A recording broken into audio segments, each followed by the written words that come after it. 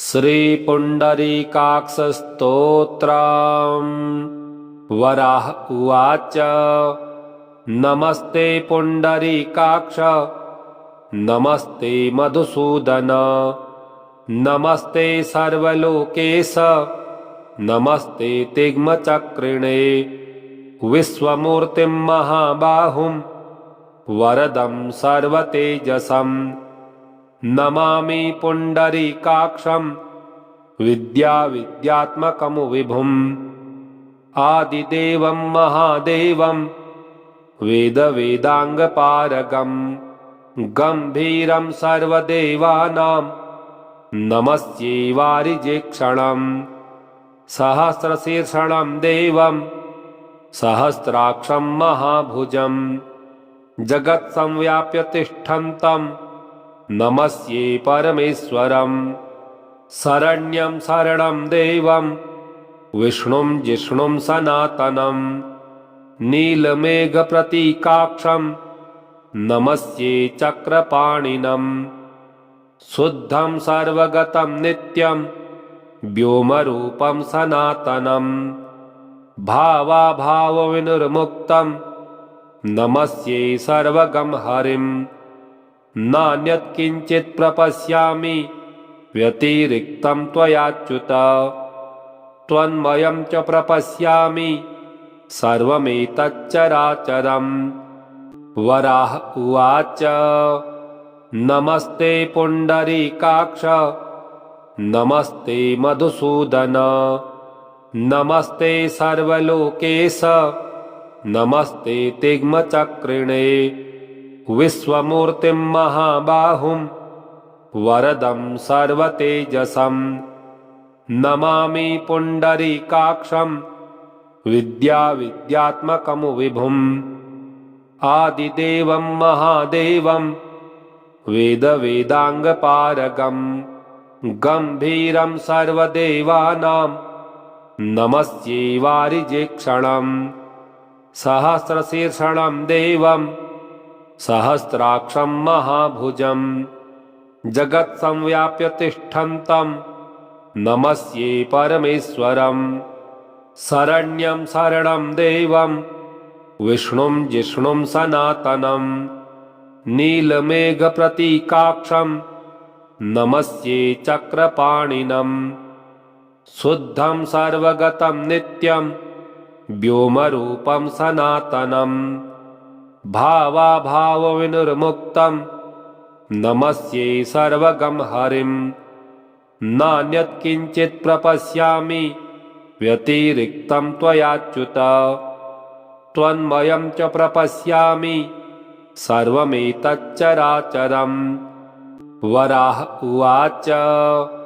नमस्ते पुण्डरीकाक्ष, नमस्ते मधुसूदन, नमस्ते सर्वलोकेश, नमस्ते तिग्मचक्रिणे। विश्वमूर्तिं महाबाहुं वरदं सर्वतेजसं, नमामि पुण्डरीकाक्षं विद्याविद्यात्मकं विभुम्। आदिदेवं महादेवं वेदवेदाङ्गपारगं, गम्भीरं सर्वदेवानां नमस्ये वारिजेक्षणं। सहस्रशीर्षणं देवं सहस्राक्षं महाभुजं, जगत्संव्याप्य तिष्ठन्तं नमस्ये परमेश्वरं। शरण्यं शरणं देवं विष्णुं जिष्णुं सनातनं, नीलमेघप्रतीकाक्षं नमस्ये चक्रपाणिनं। शुद्धं सर्वगतं नित्यं व्योमरूपं सनातनं, भावाभावविनिर्मुक्तं नमस्ये सर्वगं हरिं। नान्यत् किञ्चित् प्रपश्यामि व्यतिरिक्तं त्वयाच्युत, त्वन्मयं च प्रपश्यामि सर्वमेतच्चराचरं। वराह उवाच। नमस्ते पुण्डरीकाक्ष, नमस्ते मधुसूदन, नमस्ते सर्वलोकेश, नमस्ते तिग्मचक्रिणे विश्वमूर्तिं महाबाहुं वरदं सर्वतेजसं नमामि पुण्डरीकाक्षं विद्याविद्यात्मकं विभुम् आदिदेवं महादेवं वेदवेदाङ्गपारगं गम्भीरं सर्वदेवानां नमस्ये वारिजेक्षणं सहस्रशीर्षणं देवं सहस्राक्षं महाभुजं जगत्संव्याप्य तिष्ठन्तं नमस्ये परमेश्वरं शरण्यं शरणं देवं विष्णुं जिष्णुं सनातनं नीलमेघप्रतीकाक्षं नमस्ये चक्रपाणिनं शुद्धं सर्वगतं नित्यं व्योमरूपं सनातनं भावाभावविनिर्मुक्तं नमस्ये सर्वगं हरिं नान्यत् किञ्चित् प्रपश्यामि व्यतिरिक्तं त्वयाच्युत त्वन्मयं च प्रपश्यामि सर्वमेतच्चराचरं वराह उवाच नमस्ते पुण्डरीकाक्ष नमस्ते मधुसूदन नमस्ते सर्वलोकेश नमस्ते तिग्मचक्रिणे विश्वमूर्तिं महाबाहुं वरदं सर्वतेजसं नमामि पुण्डरीकाक्षं विद्याविद्यात्मकं विभुम् आदिदेवं महादेवं वेदवेदाङ्गपारगं गम्भीरं सर्वदेवानां नमस्ये वारिजेक्षणं सहस्रशीर्षणं देवं सहस्राक्षं महाभुजं जगत्संव्याप्य तिष्ठन्तं नमस्ये परमेश्वरं शरण्यं शरणं देवं विष्णुं जिष्णुं सनातनं नीलमेघप्रतीकाक्षं नमस्ये चक्रपाणिनं शुद्धं सर्वगतं नित्यं व्योमरूपं सनातनं भावाभावविनिर्मुक्तं नमस्ये सर्वगं हरिं नान्यत् किञ्चित् प्रपश्यामि व्यतिरिक्तं त्वयाच्युत त्वन्मयं च प्रपश्यामि सर्वमेतच्चराचरं वराह उवाच नमस्ते पुण्डरीकाक्ष नमस्ते मधुसूदन नमस्ते सर्वलोकेश नमस्ते तिग्मचक्रिणे विश्वमूर्तिं महाबाहुं वरदं सर्वतेजसं नमामि पुण्डरीकाक्षं विद्याविद्यात्मकं विभुम् आदिदेवं महादेवं वेदवेदाङ्गपारगं गम्भीरं सर्वदेवानां नमस्ये वारिजेक्षणं सहस्रशीर्षणं देवं सहस्राक्षं महाभुजं जगत्संव्याप्य तिष्ठन्तं नमस्ये परमेश्वरं शरण्यं शरणं देवं विष्णुं जिष्णुं सनातनं नीलमेघप्रतीकाक्षं नमस्ये चक्रपाणिनं शुद्धं सर्वगतं नित्यं व्योमरूपं सनातनं भावाभावविनिर्मुक्तं नमस्ये सर्वगं हरिं नान्यत् किञ्चित् प्रपश्यामि व्यतिरिक्तं त्वयाच्युत त्वन्मयं च प्रपश्यामि सर्वमेतच्चराचरं वराह उवाच नमस्ते पुण्डरीकाक्ष नमस्ते मधुसूदन नमस्ते सर्वलोकेश नमस्ते तिग्मचक्रिणे विश्वमूर्तिं महाबाहुं वरदं सर्वतेजसं नमामि पुण्डरीकाक्षं विद्याविद्यात्मकं विभुम् आदिदेवं महादेवं वेदवेदाङ्गपारगं गम्भीरं सर्वदेवानां नमस्ये वारिजेक्षणम् सहस्रशीर्षणं देवं सहस्राक्षं महाभुजं जगत्संव्याप्य तिष्ठन्तं नमस्ये परमेश्वरम् शरण्यं शरणं देवं विष्णुं जिष्णुं सनातनं नीलमेघप्रतीकाक्षं नमस्ये चक्रपाणिनं शुद्धं सर्वगतं नित्यं व्योमरूपं सनातनं भावाभावविनिर्मुक्तं नमस्ये सर्वगं हरिं नान्यत् किञ्चित् प्रपश्यामि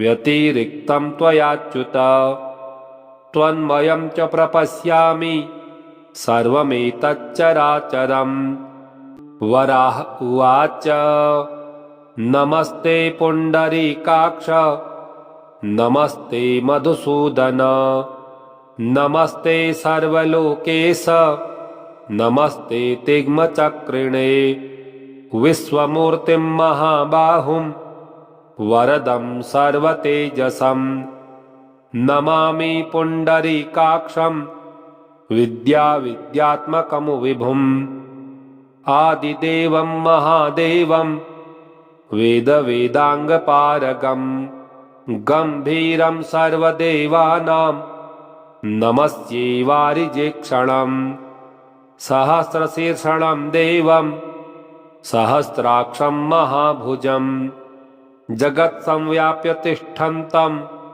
नमस्ये परमेश्वरम् शरण्यं शरणं देवं विष्णुं जिष्णुं सनातनं नीलमेघप्रतीकाक्षं नमस्ये चक्रपाणिनं शुद्धं सर्वगतं नित्यं व्योमरूपं सनातनं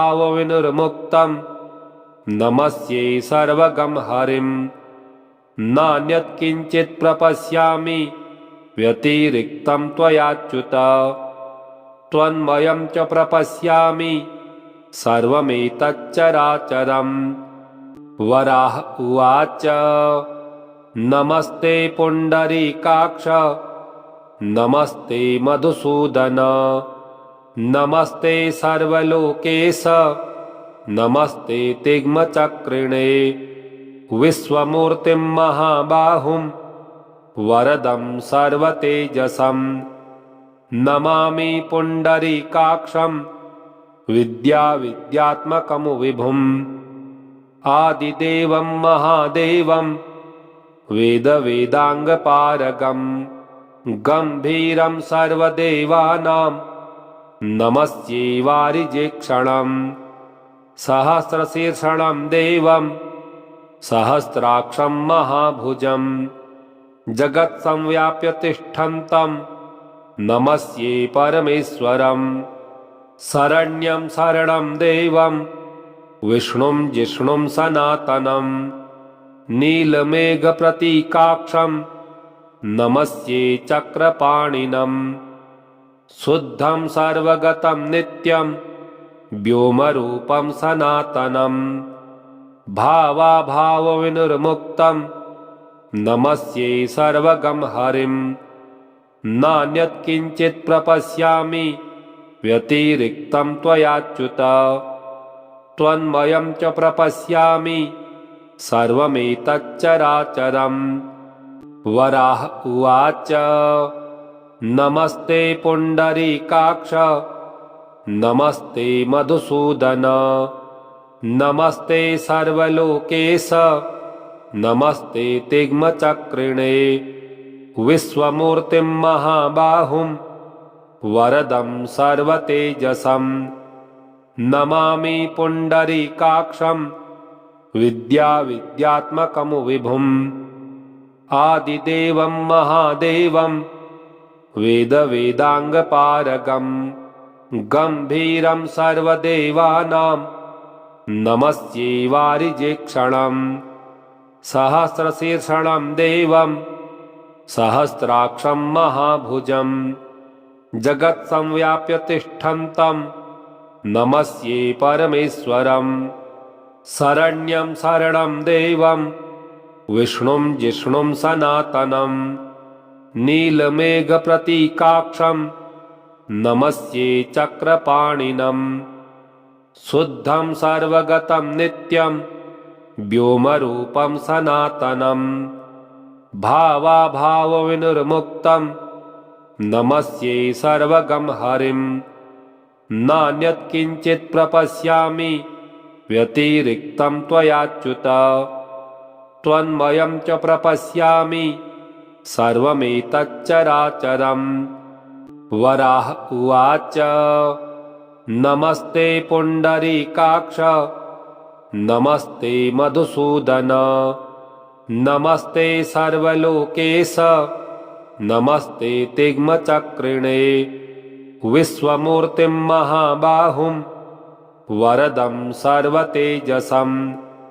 नमामि पुण्डरीकाक्षं विद्याविद्यात्मकं विभुम्। आदिदेवं महादेवं वेदवेदाङ्गपारगं। गम्भीरं सर्वदेवानां नमस्ये वारिजेक्षणं। सहस्रशीर्षणं देवं सहस्राक्षं महाभुजं। जगत्संव्याप्य तिष्ठन्तं नमस्ये परमेश्वरं। शरण्यं शरणं देवं विष्णुं जिष्णुं सनातनं। नीलमेघप्रतीकाक्षं नमस्ये चक्रपाणिनं। शुद्धं सर्वगतं नित्यं व्योमरूपं सनातनं। भावाभावविनिर्मुक्तं नमस्ये सर्वगं हरिं। नान्यत् किञ्चित् प्रपश्यामि व्यतिरिक्तं त्वयाच्युत। त्वन्मयं च प्रपश्यामि सर्वमेतच्चराचरम्। वराह उवाच नमस्ते पुण्डरीकाक्ष नमस्ते मधुसूदन। नमस्ते सर्वलोकेश नमस्ते तिग्मचक्रिणे। विश्वमूर्तिं महाबाहुं वरदं सर्वतेजसं। नमामि पुण्डरीकाक्षं विद्याविद्यात्मकं विभुम्। आदिदेवं महादेवं वेदवेदाङ्गपारगं। गम्भीरं सर्वदेवानां नमस्ये वारिजेक्षणं। सहस्रशीर्षणं देवं सहस्राक्षं महाभुजं। जगत्संव्याप्य तिष्ठन्तं नमस्ये परमेश्वरं। शरण्यं शरणं देवं विष्णुं जिष्णुं सनातनं। नीलमेघप्रतीकाक्षं नमस्ये चक्रपाणिनं। शुद्धं सर्वगतं नित्यं व्योमरूपं सनातनं। भावाभावविनिर्मुक्तं नमस्ये सर्वगं हरिं। नान्यत् किञ्चित् प्रपश्यामि व्यतिरिक्तं त्वयाच्युत। त्वन्मयं च प्रपश्यामि सर्वमेतच्चराचरम्। वराह उवाच नमस्ते पुण्डरीकाक्ष नमस्ते मधुसूदन। नमस्ते सर्वलोकेश नमस्ते तिग्मचक्रिणे। विश्वमूर्तिं महाबाहुं वरदं सर्वतेजसं। नमामि पुण्डरीकाक्षं विद्याविद्यात्मकं विभुम्। आदिदेवं महादेवं वेदवेदाङ्गपारगं। गम्भीरं सर्वदेवानां नमस्ये वारिजेक्षणं। सहस्रशीर्षणं देवं सहस्राक्षं महाभुजं। जगत्संव्याप्य तिष्ठन्तं नमस्ये परमेश्वरं। शरण्यं शरणं देवं विष्णुं जिष्णुं सनातनं। नीलमेघप्रतीकाक्षं नमस्ये चक्रपाणिनं। शुद्धं सर्वगतं नित्यं व्योमरूपं सनातनं भावाभावविनिर्मुक्तं नमस्ये सर्वगं हरिं नान्यत् किञ्चित् प्रपश्यामि व्यतिरिक्तं त्वयाच्युत त्वन्मयं च प्रपश्यामि सर्वमेतच्चराचरम् वराह उवाच नमस्ते पुण्डरीकाक्ष नमस्ते मधुसूदन नमस्ते सर्वलोकेश नमस्ते तिग्मचक्रिणे विश्वमूर्तिं महाबाहुं वरदं सर्वतेजसं नमामि पुण्डरीकाक्षं विद्याविद्यात्मकं विभुम् आदिदेवं महादेवं वेदवेदाङ्गपारगं गम्भीरं सर्वदेवानां नमस्ये वारिजेक्षणं सहस्रशीर्षणं देवं सहस्राक्षं महाभुजं जगत्संव्याप्य तिष्ठन्तं नमस्ये परमेश्वरं शरण्यं शरणं देवं विष्णुं जिष्णुं सनातनं नीलमेघप्रतीकाक्षं नमस्ये चक्रपाणिनं शुद्धं सर्वगतं नित्यं व्योमरूपं सनातनं भावाभावविनिर्मुक्तं नमस्ये सर्वगं हरिं नान्यत् किञ्चित् प्रपश्यामि व्यतिरिक्तं त्वयाच्युत त्वन्मयं च प्रपश्यामि सर्वमेतच्चराचरम्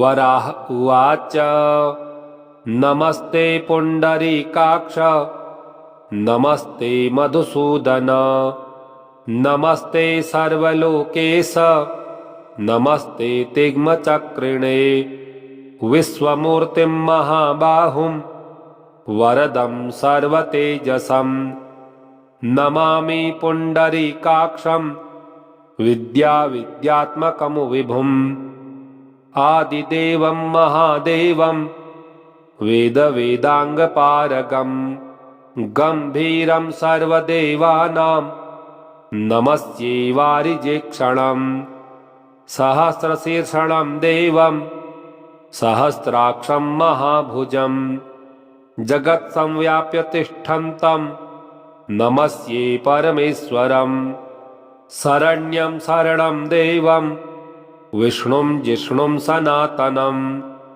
नीलमेघप्रतीकाक्षं नमस्ये चक्रपाणिनं शुद्धं सर्वगतं नित्यं व्योमरूपं सनातनं भावाभावविनिर्मुक्तं नमस्ये सर्वगं हरिं नान्यत् किञ्चित् प्रपश्यामि व्यतिरिक्तं त्वयाच्युत त्वन्मयं च प्रपश्यामि सर्वमेतच्चराचरम् इति श्री पुण्डरीकाक्षस्तोत्रम् श्री पुण्डरीकाक्षार्पणमस्तु। ओम श्री पुण्डरीकाक्षाय नमः।